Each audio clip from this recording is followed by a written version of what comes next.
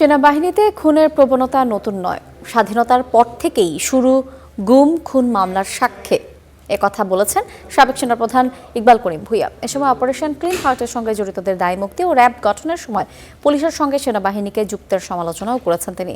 জানিয়েছেন, বিডিআর হত্যাকাণ্ডের পর ভারত এবং আওয়ামী লীগ বিদ্বেষ তীব্র হয় সেনা কর্মকর্তাদের মধ্যে। আওয়ামী লীগ শাসনামলে শতাধিক গুম খুনে অভিযুক্ত র্যাবের সাবেক অতিরিক্ত মহাপরিচালক জিয়াউল আহসান। তার বিরুদ্ধে প্রথম সাক্ষী হিসেবে ট্রাইব্যুনালে সাবেক সেনাপ্রধান ইকবাল করিম ভূঁইয়া। বেনজির আহমেদ র্যাব ডিজি ও জিয়াউল আহসান এডিজি হওয়ার পর বিচার বহির্ভূত কার্যক্রম বাড়তে থাকে জানিয়ে জবানবন্দিতে তিনি বলেন, সেনা সদস্যদের মধ্যে খুনের ঘটনা নতুন নয়, এটি শুরু হয়েছে স্বাধীনতার পর থেকেই।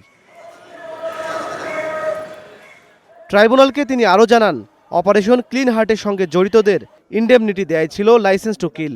র্যাব গঠনের পর পুলিশের সঙ্গে সেনাবাহিনীকে যুক্ত করার সিদ্ধান্তের সমালোচনাও করেন তিনি।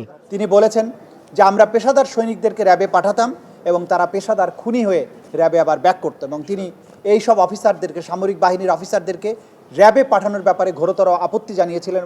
বিডিআর হত্যাকাণ্ডের পর সেনা কর্মকর্তাদের মধ্যে ভারত ও আওয়ামী লীগ বিদ্বেষ তীব্র হয় বলেও ট্রাইব্যুনালকে জানান ইকবাল করিম ভূঁইয়া। তখন নানা প্রকল্পে সেনা সদস্যদের নিয়োগ দিয়ে দুর্নীতিগ্রস্ত করা হয় বলেও অভিযোগ তার।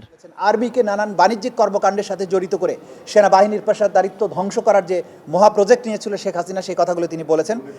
দুর্নীতিগ্রস্ত করা, বিভিন্ন প্রজেক্টের নামে সেনাবাহিনীকে দুর্নীতিগ্রস্ত করা, অফিসারদেরকে দুর্নীতির সুযোগ দেয়া, যেটা বাংলাদেশের একটা প্রফেশনাল সেনাবাহিনীর ইমেজকে এবং তাদের চরিত্রকে ধ্বংস করেছে। শেখ হাসিনার নিরাপত্তা উপদেষ্টা তারিক আহমেদ সিদ্দিক সামরিক সচিব, ডিজিএফআই ও এনএসআই এর মাধ্যমে ডিপ স্টেট তৈরি করে তিন বাহিনী সম্পর্কে নীতি নির্ধারণী সিদ্ধান্ত নিতেন বলেও ট্রাইব্যুনালকে জানান সাবেক এই সেনাপ্রধান।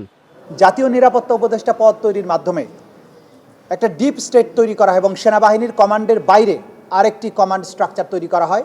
সেই কমান্ড স্ট্রাকচারকে দিয়ে সেনাবাহিনীর কোনো অংশকে দিয়ে তাদেরকে নানান ধরনের অপরাধমূলক কার্যক্রম করা হয়েছে বলে তিনি সাক্ষী দিয়ে বলেছেন।